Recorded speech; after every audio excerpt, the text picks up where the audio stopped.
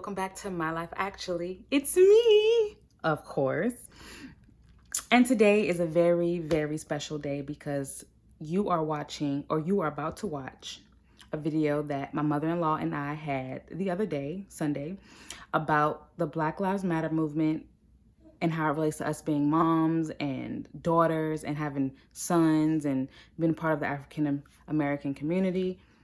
We hit on a lot of points. Hopefully you guys watch the video in most of its entirety because it is a long video. I'm going to edit a little bit, but it'll be a little bit edited, a little, because I don't want it to be so long, but it's like an hour and something.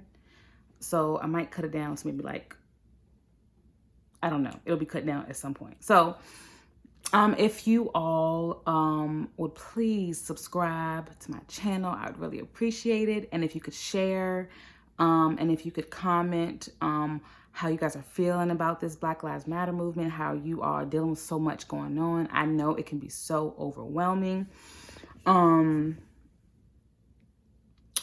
It's just some heavy stuff over the last 3 weeks. Heavy, heavy stuff. But I believe it's needed. It's necessary.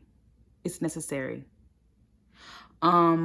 So yeah, comment if you have any questions or if you have any opinions you want to get out. But remember to do it respectfully, okay? You kind of respect everybody's point of view.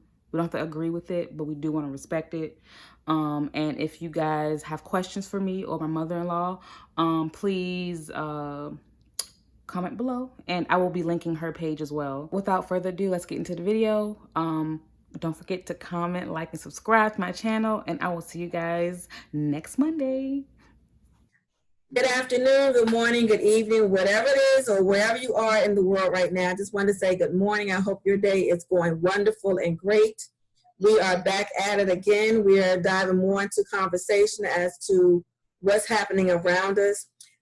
Today, I have the honor and the privilege to have my daughter in love, my son's wife, who's going to be speaking with me today to give her take on being a young mom in this this area of COVID-19, racism 400 plus, and we're just gonna have a conversation. And this is what we do. Me and my girl, we have conversations before all this COVID stuff hit about different things. So today I introduce you, without further ado, my wonderful, the mother of our own wonderful Prince Row, Chelsea. Hi. Isn't she beautiful? Chelsea, how you doing, sweetie? I'm good. How are you? I'm good. I'm not even going to say a new normal. I refuse to categorize this situation as being normal. There's nothing normal about not being able to be with our family and our friends, loving on one another, especially during this time where we have this wonderful bundle of joy in our lives now. Yeah. But we're going to get down into it, have this conversation. I wanted to talk to you, being a new mom, of a son. Yeah. The next generation coming in that's going to be, taking my place. I don't want to always have folks that are my age and around my age talking about these discussions. I like to bring in the youth, the younger folks, the as I call them, the for real adults that are handling business. And you guys are definitely handling the business. So, sweetie, I want to ask you, because I was shocked that your husband hadn't seen, the video, which I understand. That was my assumption that everybody had seen it. But I understand some folks just can't take it. And in light of, we just had another situation that happened last night in Atlanta. So it's all over the place. But what I wanted to ask you, sweetie, did you see the video? Just want to say that I was in the same boat as Mazel, how he felt for a minute. I just knew how I am about videos like that. So I did not see it initially. I just couldn't bring myself to do it, knowing how it would really devastate me. So, but unlike Mazel, I ended up watching it. I need to watch this. I need to watch this. So I watched it. that kind of, I can't look. I can't even tell you how I felt watching that video. Mm-hmm. It was, it's like it was just watching something like your eyes are looking at it, but your brain is not comprehending what's happening. Exactly. It's just like there's no way that I'm watching this video. Mm-hmm. There's just no way. So it's just, of course, before I even watched it, I heard about it. I know that he died. I heard the details of the video, but once I had more information and I saw the video, like he was calling out for his mom and figuring out his mom was died 2 years ago, and it was just everything just like came up to be so much in that one video, and it was something that is historic. Like, this isn't the first time this has happened, but I believe it's the first time this has happened with so much unrefutable proof Mm-hmm. of what we've been saying for so long. Right. Yes, there has been other cases like this and similar cases where recordings and body cams have been put to evidence and shown, but it was something about this video in particular that just, unleashed the gates of hell, I would like to say. Okay, a race of people. Yes. Yes. Yes. Like, you know what? Something broke. I felt the snap, Mm-hmm. within our community, and I'm very unapologetic for it. Yeah, yeah, I've heard everything from, it was like labor. It was like your water has broke, Mm-hmm. and and we've been through labor, so we know what that Yeah. is. Yeah. Mm-hmm. And like I told Alicia, I said, when I saw it, I told her, for me, it went, everything stopped. Mm-hmm. And it was like, I'm watching it in slow motion, frame by frame by frame by frame. Mm-hmm. And then, like I said, when he got to the point where he called out, for his mother, I told Pooh, I said, I no longer saw Mr. Floyd. Mm-hmm. I heard him. Mm-hmm. I saw him. Mm-hmm. And it took me to a place, I mean, when I say the face was wet, Mm-hmm. it was wet. And then finding out that his mom was already deceased, Mm-hmm. that just put the icing on the cake. I was like, then I went to another area of visualization of seeing, that. And I agree. Right now, we are in a position where it's no longer in the dark. Right. It's no longer where we have been saying it all along. It's no longer there's no proof. This particular one did something different Mm-hmm. to people. Mm-hmm. And it did something different to our young people, to your generation. And it's like between that, old enough to kind of sort of understand to, late 30s, and, Mm-hmm. it just did something to that generation. And for me, I was like, they've been listening to what grandma and grandpa said. Mm-hmm. They've been listening to the teachers, that's actually giving them some real African American history. Mm-hmm. They've watched videos, they've seen some things, and because we're in a situation where we are forced to be at home more, Mm-hmm. they're starting to do more research on a lot of these things. And it was like you said, it was like the gates of hell just bust wide open, Mm-hmm. And here comes the flood. Yeah.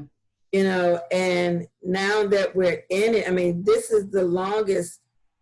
I mean, and the protests are growing more and more. They're getting bigger and bigger and bigger and bigger, Mm-hmm. bigger each day.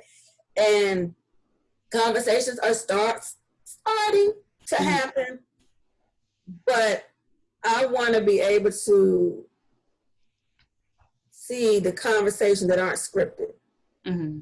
I want to be able to be in the room at the table when we're having a one-on-one, either however many conversation. Where do we go from here? Mm-hmm. And through your eyes, as a mom of a beautiful, beautiful bouncing baby boy, what do you see? Because you get to see it from different lenses like me. You get to see it from a woman. Mm-hmm. You get to see it from a wife. You get to see it from a mother. Mm-hmm. Let's talk to that part. What does mommy see?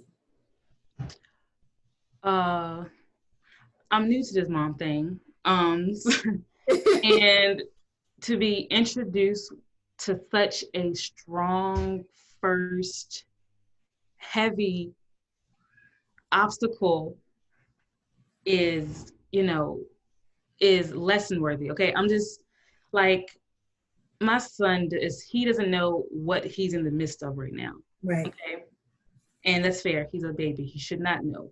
But as a mother who's aware and who's always felt this overwhelming compassion for humans in general, but especially for the plight of African Americans in this country. As a mom, I look at my son and I say to myself, what we're going through right now needs to work. Because I have these instances where I just daydream about a scenario where let's not go straight to police brutality, right? Let's say we at a grocery store, we getting some stuff, we going on a family vacation, and I'm confronted by a white person who completely ignorant, okay? They're racist and they come towards me near my son. Like, they have no regard of me and my son. The amount of I'm sacrificing everything in that moment to protect him. Yes. Like that amount of I will do everything, anything. And I mean, true to those words, to protect my son and my husband.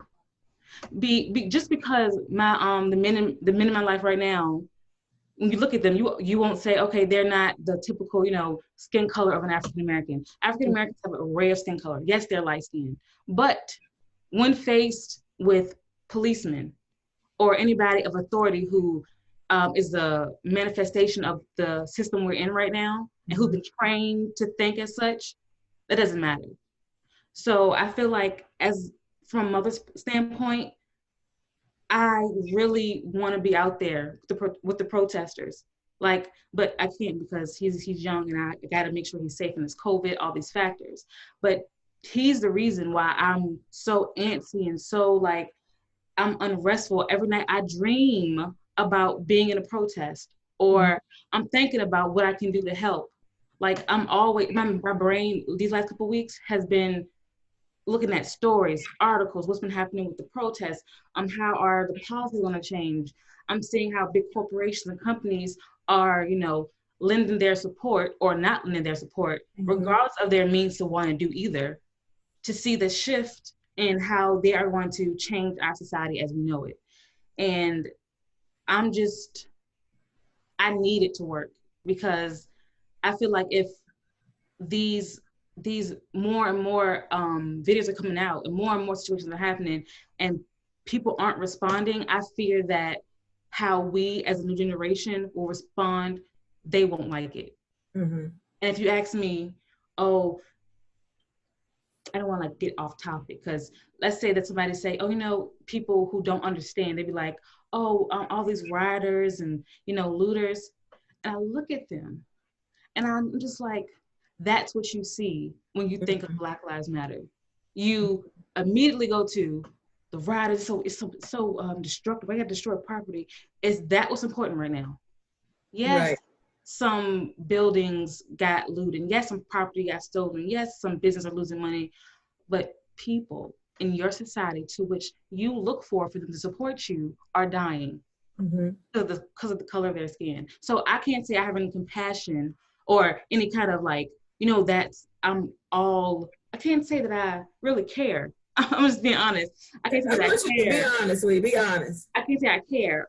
And overall, I'm sorry that this happened to you. I am. But there's a bigger stakes at foot here other than your property. And those individuals, for me, those individuals that was doing the looting and there's a difference between looting and rioting and protesting. Yes.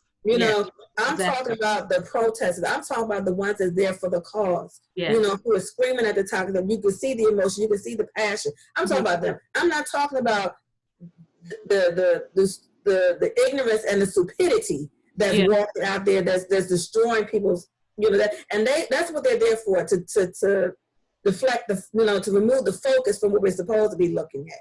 I have to disagree a little bit, kind of a bit with you, because not all the looters are African American, right? But let's just say they are, okay? And somebody I watched was able to eloquently put together in words what I was trying to express to people. So, okay, you have people who are more likely poor, that are struggling so much, they find it necessary, opportunity, it ain't gonna happen again, to get those things. They're stealing blankets, toilet paper, clothes, socks, baby formula, TVs. They're risking their freedom as to not be locked up or in prison for these items. Right. Now, what does that say for the Black community? That says that they are struggling. They need help. People are focused on, they're doing this bad, but why? Black Lives Matter. We're protesting, right? For what? Because of X, Y, and Z. Please look at the cause, and that is the result. Because, Right. Because and when I say looters and rioters, I understand, because a lot of us are in survival mode right now. So those who they don't have the supplies that they need, and they're going in to get what they need. They're taking what they need because it's not been provided for them. That's survival mode. Yes. You're gonna risk life and limb to go in to make sure that your baby can eat. I get that part. I'm talking about them other ones. I'm not talking about the ones that are. I'm talking about the ones that, since I see what they're doing, but I'm just gonna go in. I'm going to do some more stuff. I'm talking about those individuals, because everyone that has gone and taken some, they've got a reason for it. If you're in survival mode, and Lord knows, I know what that looks like. I know what that feels like. Walked in it, and like you said, it goes to show the unbalance of the system. And it also goes to show your emotions can be just that high. If you've ever gotten pissed off enough where you literally say, you know what, to hell with it. And you might have hit something, smashed something, tore something up, that's what people are. Because it's a human condition. What you mean? Just because we're Black and it's a human condition across the board. When we're upset, there's an off chance that we probably gonna get angry, some gonna get hit, or some kind of expression of our emotions gonna happen. So I understand what the people are saying, but you gotta accept the good with the bad at this point. And this much bad that happened over the course of 400 plus years. Yes. The society that has worked, they called us lazy. They say, pull yourself out of the bootstraps and, get to work and make yourself in America. And I'm like, you know what? Some curse words for you, sir. Okay?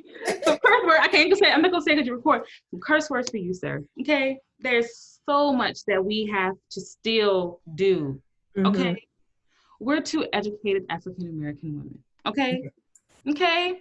Yes. And we've had our fair share of struggles to get employed. We did it the traditional way. We went to college, we got our degrees and we applied to jobs and say, oh no, you don't, we went in a different direction. Or, oh, you're highly qualified, you're too qualified, or it's a difference in climbing the American ladder, being African. Especially being an African American woman, and you, like you said, we both have seen what that looks like, and they find different ways to say it. You're overqualified, you're underqualified, you're not this, you're not that. But then you look and then what gets me is that somebody comes in that you have to train.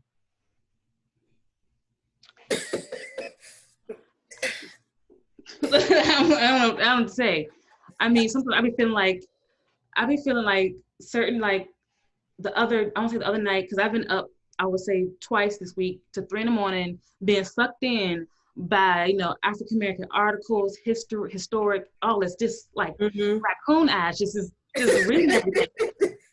And I read this article about how countries are like, look, if the US don't appreciate you, come over here, right? And like that's tempting. Real tempting. But a bigger part of me is like, we've sweated and bled so much here that we have no choice but to fight it out and continue to literally make a place for ourselves. Because if we just gave up, or not gave up, if we just decided, you know what, they're not doing it, let's leave. It will relieve a lot of stress for our community. But when it comes to what the people before us suffered, I feel like we owe them so much more. Right. Because they didn't choose this life. And as a family of where we came from, we have to, honor them. And they didn't get beat, they didn't get sold, they didn't get raped, they didn't get murdered for us to, not do this now. Because I feel like, I honestly feel like that once that video happened, all our ancestors in heaven, like their spirits just channeled all down to us. Like, you know what? No, it's time. Yeah. It's time. I agree, because I'm like this, because it's like, oh, I got chills. Even when right, me too. I'm over here getting. That's why I said they heard it. You guys heard it, you felt it. Because it's so much passion. And not only did you hear it, did you feel it, you got some more folks that's coming with you. Yes. And some of these folks, I truly believe that they're being genuine and they're being real. Because I always believe when people show you who they are, believe them, good or bad. Right. Once they show you, believe them.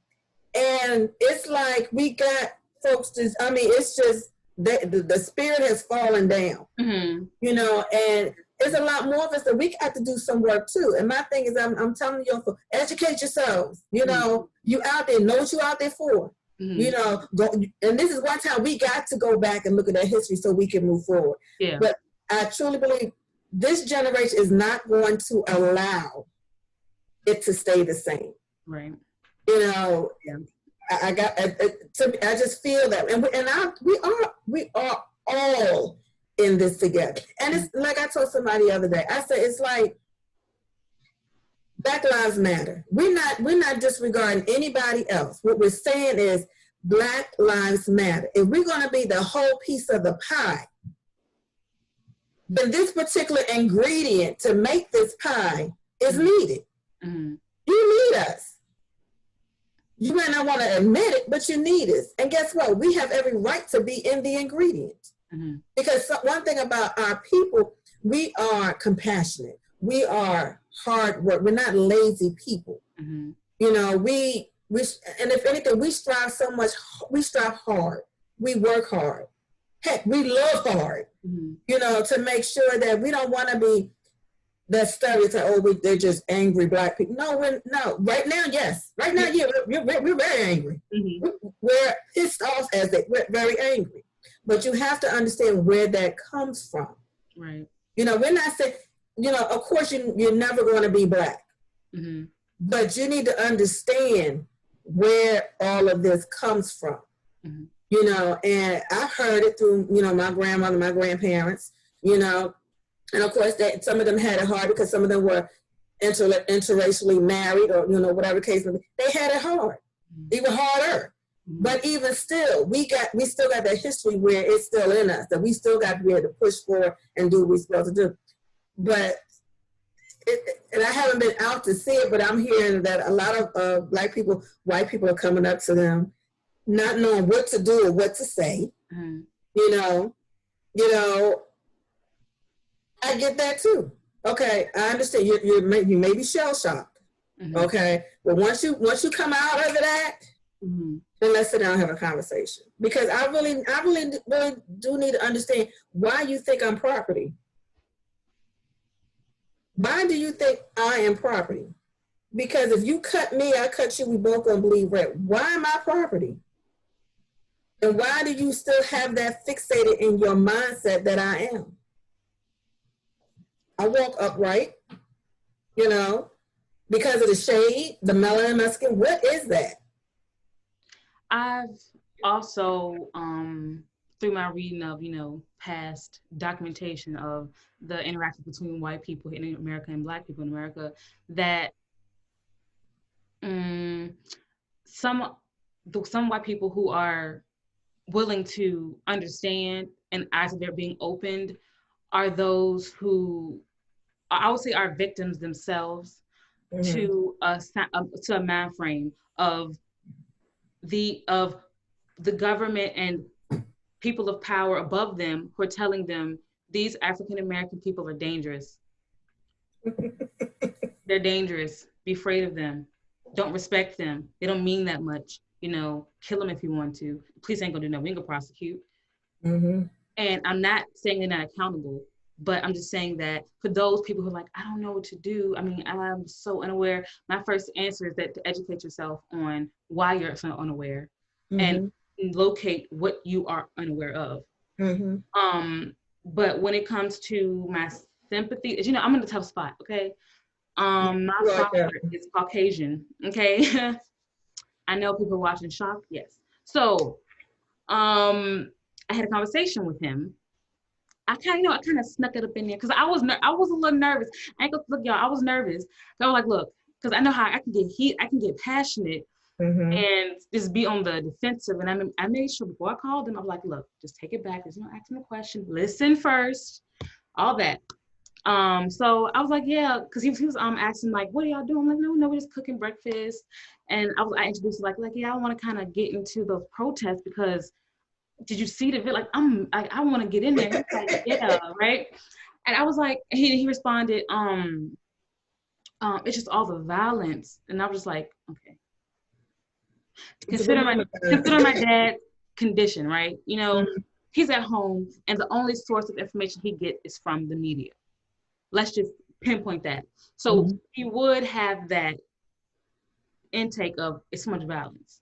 But nevertheless, I did point out that I was like, is that all you see? Like, you understand why this violence is happening? He was like, well, yeah, because my dad, he's a very cool person, okay? I do believe he is not racist. I do believe that. But I believe that because of his skin color, he's not aware of what happens to people of color. You know what I mean? And I believe he's the kind of person who, when confronted with the information, he would absorb it and then understand. But there are always some contingencies on that point. So we talked it out, and he was trying to explain that he said if he was able to walk out there, he would be in a protest as well, which I know he would be. Yeah. I just feel like he needs further understanding of what it's like, because I don't think he like really thought about, like, he just sees me as his daughter, but the world predominantly sees me as an African American girl. And I go out in the street, if I am at a party and the police get there, they don't care who my father is. At all.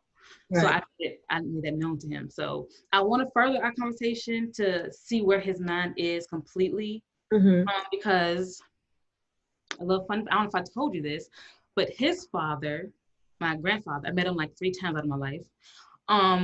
He had racial biases, to be nice about it, right? And I have a distinct memory of like him like being weird or having a little like his being weird energy was weird when like we went on this family trip or whatever, like to Williamsburg or whatever for a day. And my dad explained, he was from a different time and X, Y, and Z. I understood the information, but it still didn't make sense. I can understand it didn't make sense. And I'm thinking, that's your grandfather. Whatever his thinking was, you're his grandchild. And regardless of that, and I would say that the love would overpower that time period in his life. But that's not what it is. We're gonna be real. Reality dictate no. Because they have more of that than they have the love for an innocent person. Like you said, dad doesn't see color. He sees his little girl. He sees his baby girl. And like I said, you are on a and also, like you said, have an opportunity to, to educate him more, because had, God decided to make you blonde hair and blue eyed, people be like, oh, okay. And I know, yes, and I'm going to say this to the camera. Yes, many of you sitting there saying, yeah, what? Yes, we come in many shapes, sizes, and colors. So you don't know who our father, you don't know until you actually see all of us together. So people have to they got to get past that shock thing, like, yeah, but you have an opportunity. I do, but it's a very, very, very, like, very, it's scary and sensitive, okay? Yes, very. My dad is at a certain age, and he's y'all know, like, he's not that he's saying he's old. I'm just saying that he's at a certain age where how everything is with him in his life. I don't want him to feel, like I'm saying you did this and you're bad and you're this. I'm not. I don't want. That's why it's like a minefield. I have to be not careful, but I have to let him study the situation and introduce it in a way where, because I do want to have this conversation, but I don't want to like hurt his feelings. But I don't care. It's like I'm like torn. It's like I want to talk to you about it because it's real right now. I want because you want to talk to Dad, and Dad just happens to be a white man. Yeah. So and that's why I said you have an opportunity, because you can go to him as a daughter, because that's who you are, Daddy. Because I can remember, I was little and my dad took me and my sister out, and he almost got arrested because they thought that he had taken somebody's children. Okay, now mind you see my complexion. Okay, but when I was younger, I must have looked totally different, because they were like, okay, that's not your child. And this is coming from a black man. And it is very touching. I wish, my dad was alive during this time right now, so I could go to him and say, Daddy, look, I need, get a little more information, about certain things. Because it is a different, we all come from different generations and backgrounds. And I say right now, for what I'm seeing, this generation trying to kill the curse. Yeah. They trying to kill that curse from all them other generations saying all this other stuff, when they never took the time to really see, because they were conditioned, the generation before them and before them and before them, that we were nothing more than a property and we weren't, capable of doing anything. And, this week coming up is a really strong week, with anniversary dates and things like that. We got Juneteenth, you got, unfortunately, you got the anniversary of young George, I think it's Stinney Jr., who back in June 16, 1944, was executed at the age of 14. Oh, yeah. So you have, and look, but that was vacated in 2014. They found out he didn't do it. So this is a week of a lot of historical things. Not only are we in a historical time, we're facing other stages of history that has happened, and, once all the protesting has, I'm not going to say stop, because it's not going to stop. Once all the way people are reacting right now, and we move from this point to having a conversation, okay, that's great, but I want to know what's going to be done. Yeah. Because like I told, Mizzelle last week, I said, I hope I gave him everything that he needed for him to move where he needs to go. And as being the grandmother of Mr. Rowe, I would hope when he gets 5 years old, 6 years, 10 years old, that we can talk about this from the history books. Honey, this is what happened when you were growing up. When you was born, this is what was going on. So now you'll be able to do the things that you want to do without folks having to look at you twice. Right. And just looking at, am I qualified? That's all. Just, am I qualified? Forget about what my name. Am I qualified? So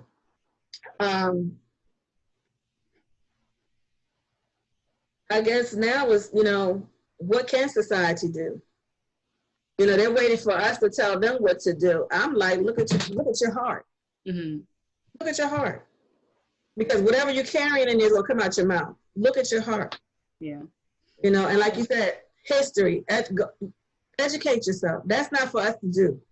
We already know what our history is. Mm-hmm. And I was just turning the TV on, wanted to look at some movies, and I'm seeing all of these, you would think it was Black History Month. Yeah. All of these movies, I'm like, okay, now, the movies that you're showing are going to make us mad. Right. Not only make us mad, but every year, February, Black History Month, I become really salty. I'm a salty African American woman because I watch Roots. I watch it, okay? And after I watch Roots, I look at every white person and I'm just like, Like, when I tell you I'm very salty, like, I have no type of, like, I'm not in 2019, 2020. I just, they take me back. Like, because in my mind, because my parents, they can remember being segregated.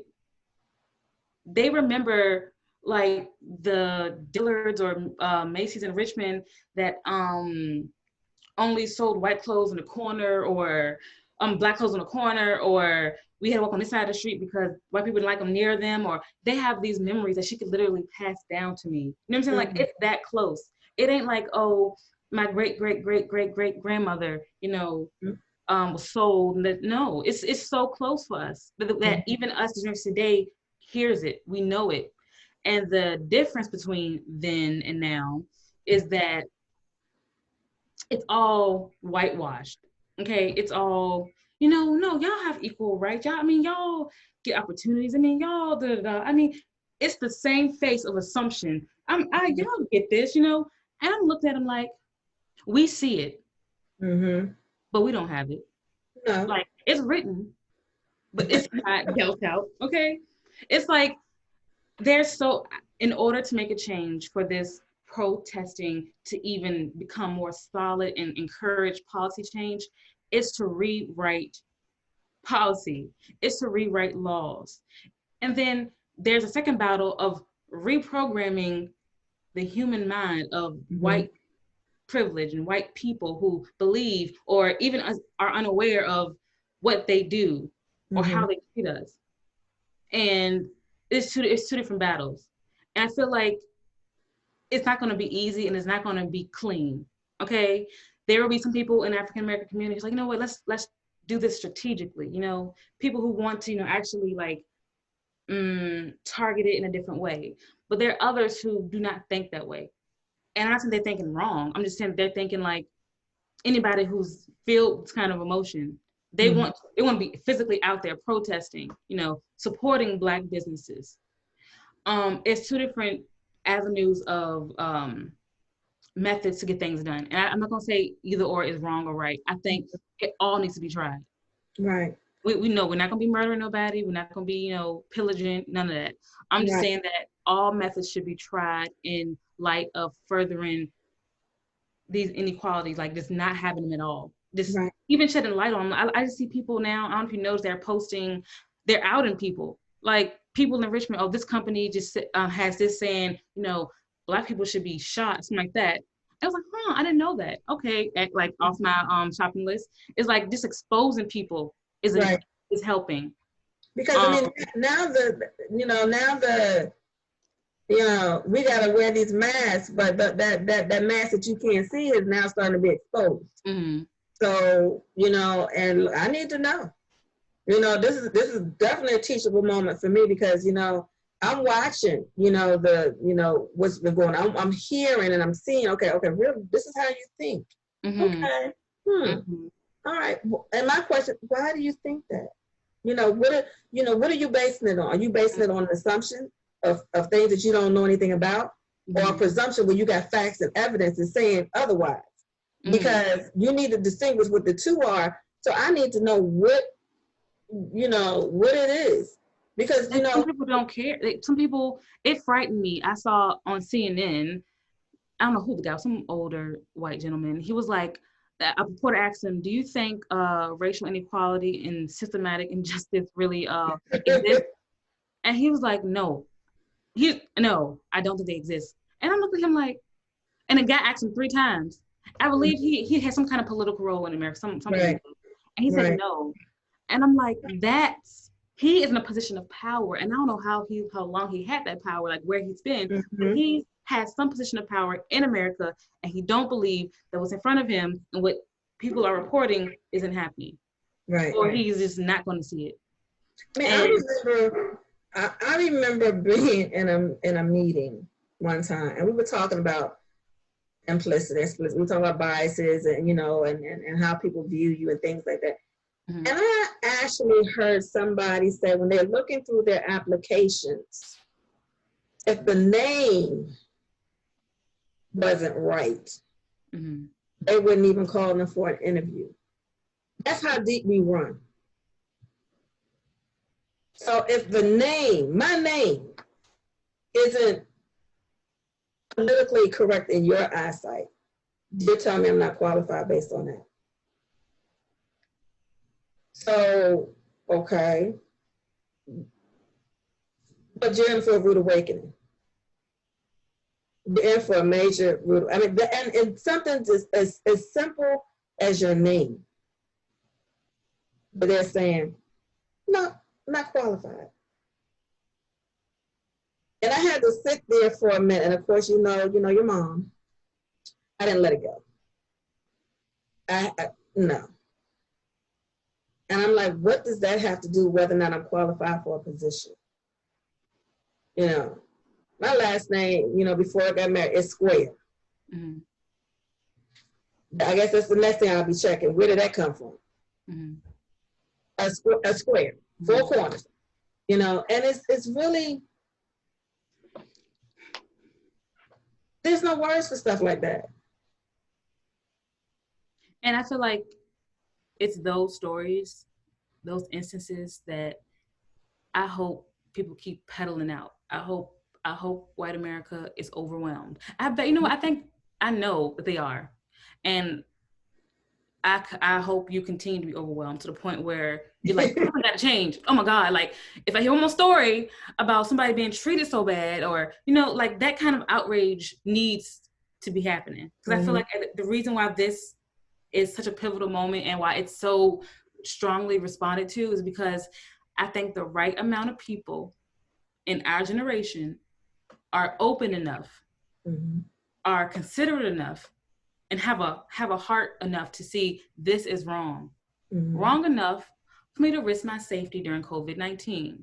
Wrong enough for me to be out here every day in the hot heat telling you that Black lives matter, their souls matter, their feelings matter, they're not property, they're people.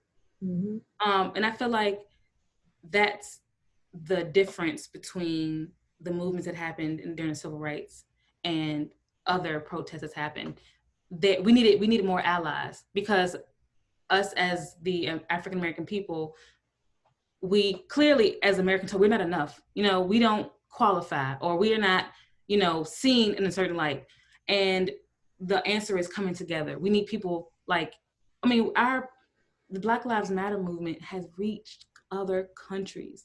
Like government officials in the UK talking about telling the Prime Minister to say Black Lives Matter. Yes. I was like, wait. And then people in Germany, okay, are gathering together, and the overwhelming support, it just shows America like we in trouble. Like America, you in trouble. White people in power, you're in trouble. Because we didn't put it on your doorstep. Not that it wasn't there before, but when you watch this is a tsunami, because it's hitting, like you said, countries. You know, and we're literally saying we have the right to have a seat at the table. You know, we are not. We're a portion of that pie that you need. It's like bringing half a pie to a dessert table. What happened? First thing they're gonna say, what happened to the other half of the pie?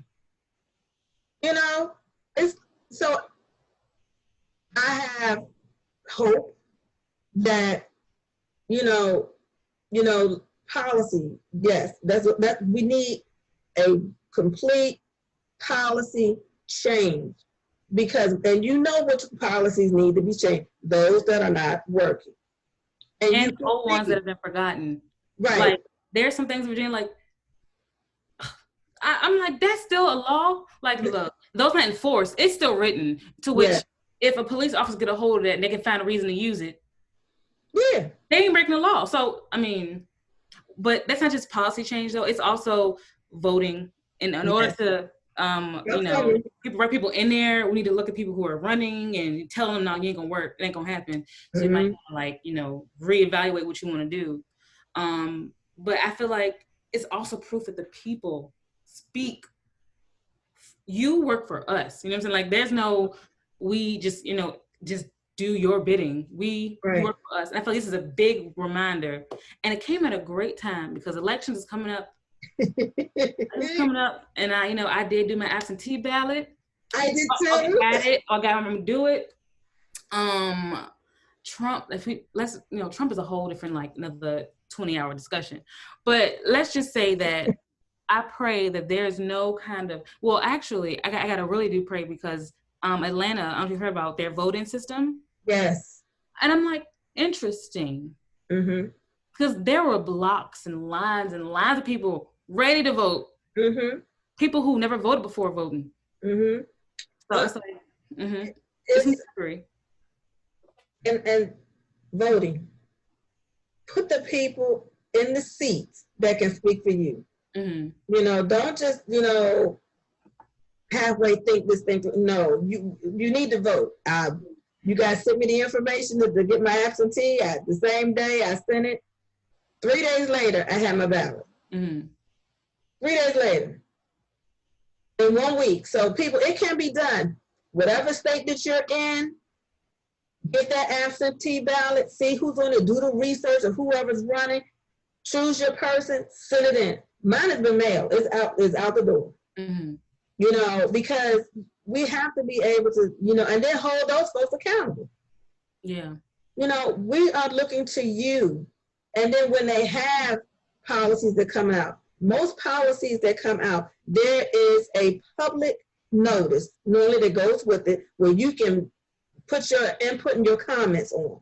So later on when things start to really, I'm gonna find out where these are so folks can know. Read them. Take the time and read them. And send them comments back in. But we have to be able to put the folks in the seat that we know has the same passion and compassion to get this work done.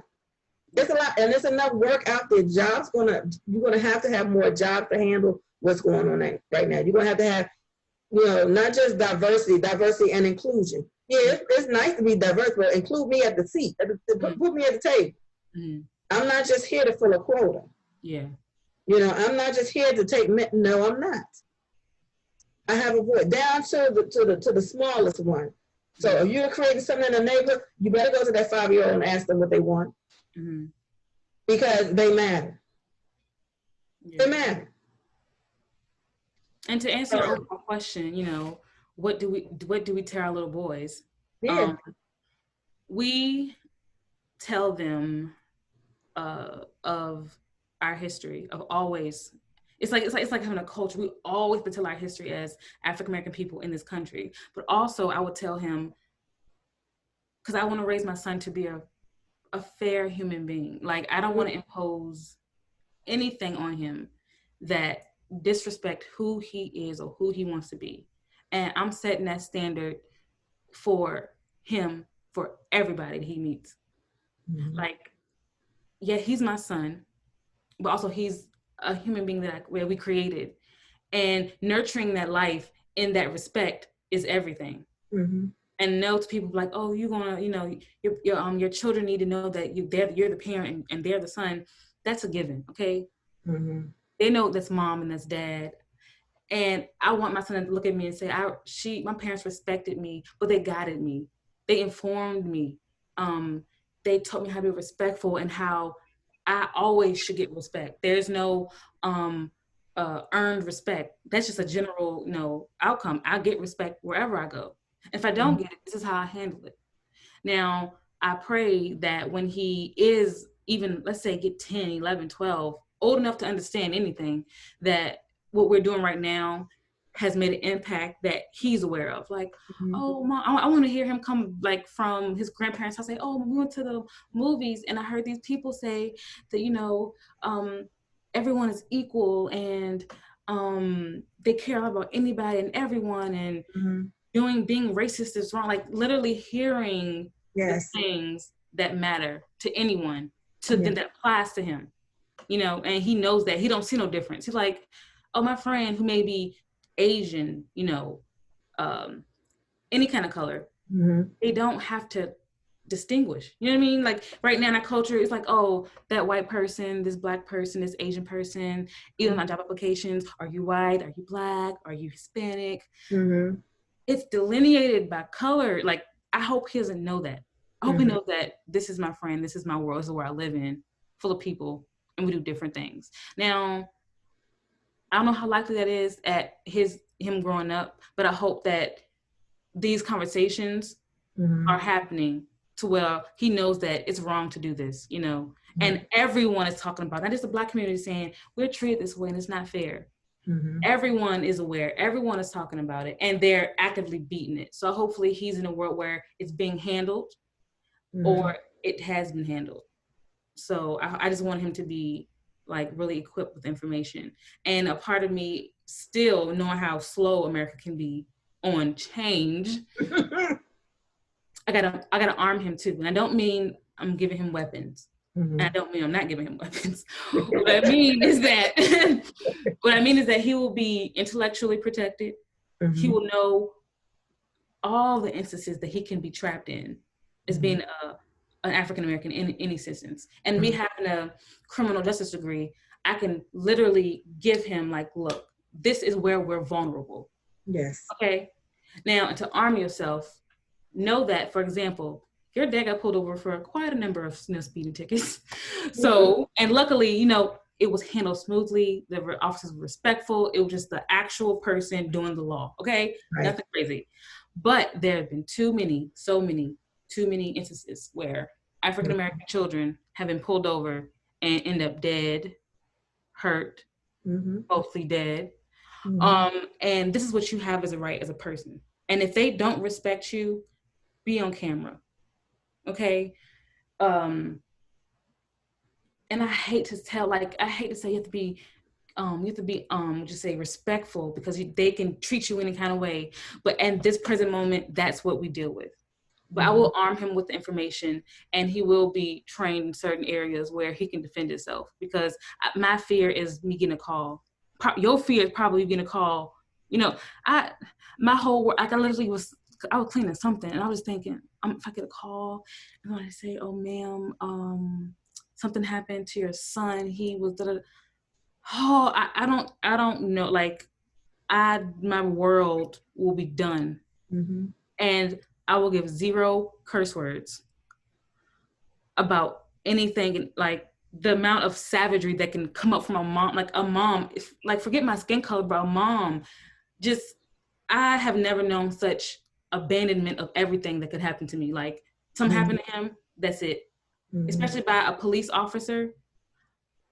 And look, dangerous stuff. I don't care. I won't have any kind of remorse type of thing. You don't have to lock me up. So like honestly, you don't have to lock me up. And then thinking about, like, I have a husband who, oh crap, like it's a lot of mothers and grandmothers who are gonna be locked up over some kids, like, because it's happening too much. It's happening at all. It's too much, but it's happening, and it's so many videos that's coming out now. It's this case where this so many names. I don't know his name. African American boy. I want to say teenage, and he had dreads, I want to say, and he was found with no organs. I think he was hanging upside down somewhere. I could be mixing up facts, but he was missing organs, right? And they ruled it a suicide. So Okay. basically, that case is reopened, and they showed the pictures of how he looked. When I tell you, like bow, like I could honestly get sick. I was getting sick. Like I was sick watching George Floyd die. I felt the bow rose up, like I felt it, and it's sickening how they and people are getting lynched. Like men are found, boys and men are found hanging from trees. Mm-hmm. At some point, if the police aren't going to police everyone the way they're really policing us, things will get very, very, very, very, very messy. Mm-hmm. And see, we have one thing I can say with Roe, he has a system of record now. He can go online when he gets to be that age. He say, "Mommy, I saw you, not just on your, I saw you on your channel, my life." Yes, I'm making a plug here. Chelsea, my life actually, she has her own channel, and I will put it at the bottom so you guys can see it. So subscribe, leave comments, and all of that. Mm-hmm. But he can say, "Mom, I saw your channel." Oh, of course he was, they're gonna make fun, but then he's gonna see other parts of your channel. Mm-hmm. He's gonna see you talking about the serious topic, and he's gonna be like, "Wow, my mom did this," mm-hmm. And he can hear those words because we're gonna love him. We're his village, mm-hmm. Me and Granddad, we're gonna love him and be there for him, not just him, but you guys as well, to let him know, And it like you said, it should be a given that I shouldn't have to be overly respectful, mm-hmm. But for us, we don't have to be overly respectful because we respect authority. So if a cop stops, okay, my thing is comply. And then afterwards, when you're home to the mm-hmm. safety of your house, mm-hmm. if there was an issue in that situation, then make your complaint known. Mm-hmm. But comply. Mm-hmm. Whatever questions they, whatever, okay, moving on. Because one thing about that's true. That is true. One thing about those situations, because I don't know what he bringing to the party. Mm-hmm. He don't know what I'm bringing to the party. And I'm like, okay, I hope this ends on, mm-hmm. on the right. I remember being in college, and our apartment got robbed. Mm-hmm. They wiped us out. And a police officer came. And you would thought that females in an apartment by themselves, you would thought that you would say something as if, I could be your sister, your daughter. No. First thing the officer says, let's be glad they didn't come in here and rape you. What? I can't sleep anyway in this apartment now because someone has violated my space. Mm-hmm. Now you gonna come with that. Really? And then on the flip side, I've had some officers that have been extremely, mm-hmm. nice and cordial and things like that. Like I said, you never know who's gonna bring what to the party. Yeah. My thing is, I want to leave the party with my life. Yeah, right. It's a sad reality, but that's a and who else has that much pressure on them when they get stopped? I've been lucky. I have been fortunate enough. I have maybe had 3 run-ins with the police, all no kind of bad memory at all. Mm-hmm. That's my extent on my encounter with the police personally. But that's the reason why one of the reasons why I wanted to major in criminal justice is because my family has had encounters with police. Mm-hmm. And I've seen how, to me, the criminal justice system is like quicksand for African Americans. Yes. We're not aware. Well, we are aware, but we're not aware of the rights we have. Mm-hmm. And though they're rarely accustomed to or agreed upon by police, but we do have rights, okay? Like you said, comply, because you don't know what they bring to the party. Mm-hmm. That's true. For us, it's survival. We don't want to die. We mm-hmm. want to go home to our family. But sometimes, well, all the time, depending on if you're going to traffic stop or mm-hmm. they're pulling you over or whatever, you have the right to say, "Hi, officer, what are you pulling me over for?" Mm-hmm. And they would say, "Oh, your tail light," or you did something at a stop sign, or I had a general description of a person who met your X, Y, and Z. Mm-hmm. You have the right to say, am I being detained? Mm-hmm. No or yes. The answer no or yes. Am I being arrested? No or yes. So if you're being detained, you have the right to say, I'm invoking my right to remain silent. And I do not give you consent to search me, my person, my property, my car. No.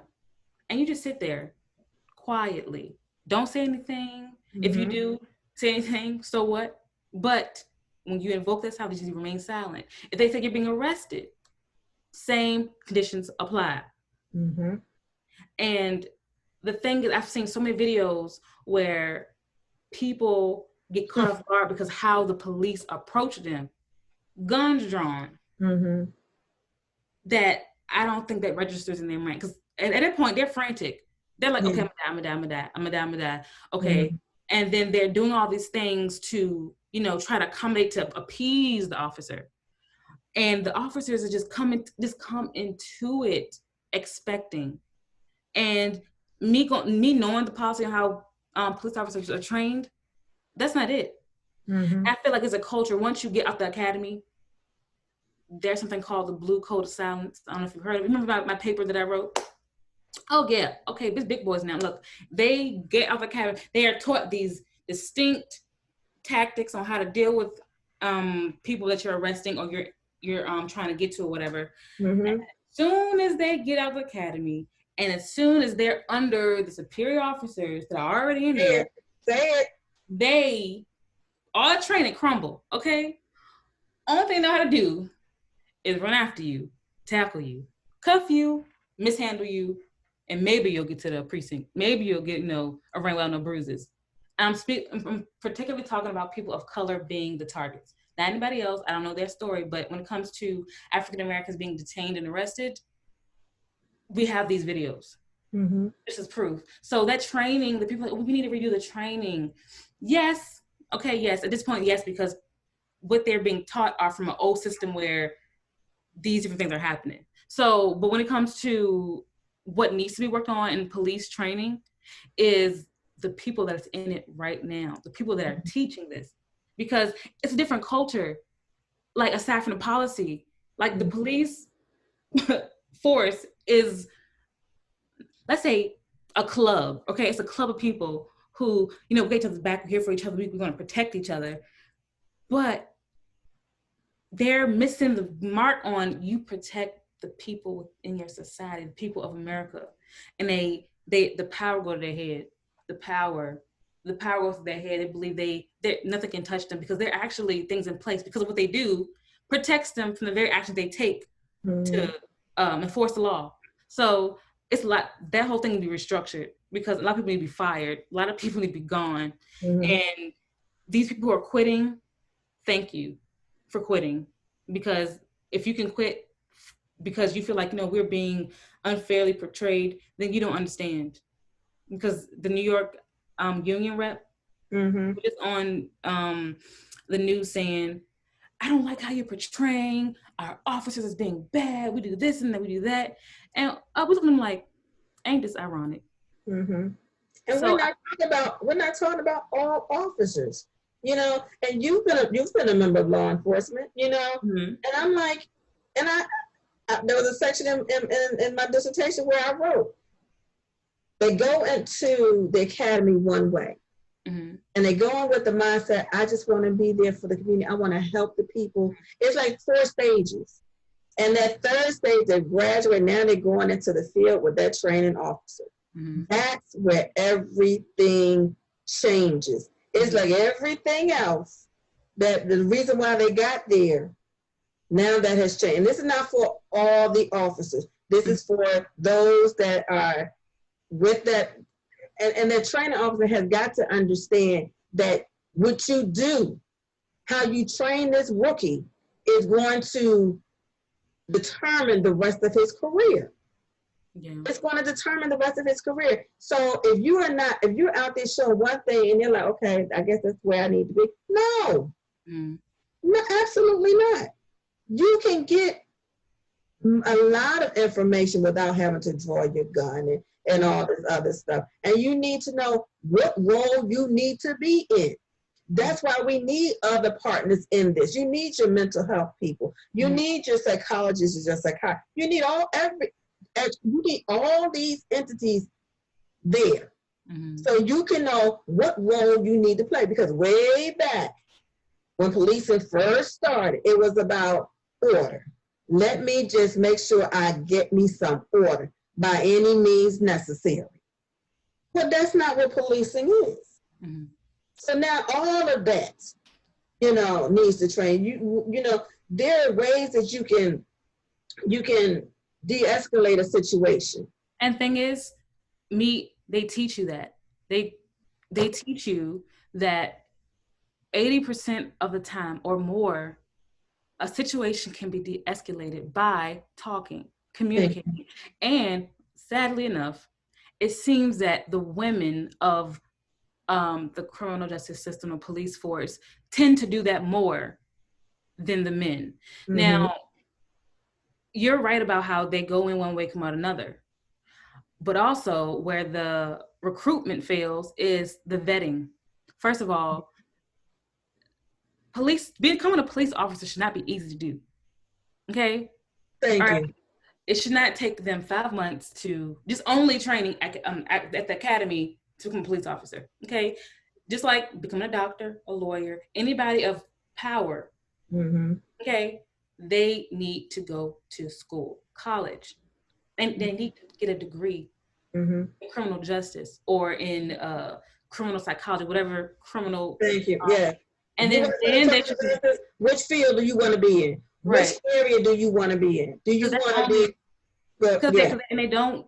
And aside from having the education, being have a degree in the field, also look at the person's history. Okay. So many people in small towns, small counties can get a job because my cousin Greg works at the county sheriff department and they second easily. It's not a favor. You should have the education, and there should be no type of criminal history, like marijuana, all that, to the side. I'm talking about literally how you view people. If you see an African American person, what do you think? If you see an Asian person, what do you think? If you see a white person, what do you think? All that kind of mental testing to be done for them, because it's too literally somebody's life is in your hand. Yep.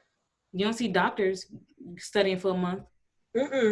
So I really feel like they need to place importance on vetting the people, for racist people, for people who don't know, how to act around other people, someone who have like aggression issues. All of that need to be spotted, and they need to be then weeded out. So there's a lot of areas, and I felt kind of like upset a lot that it's 2020.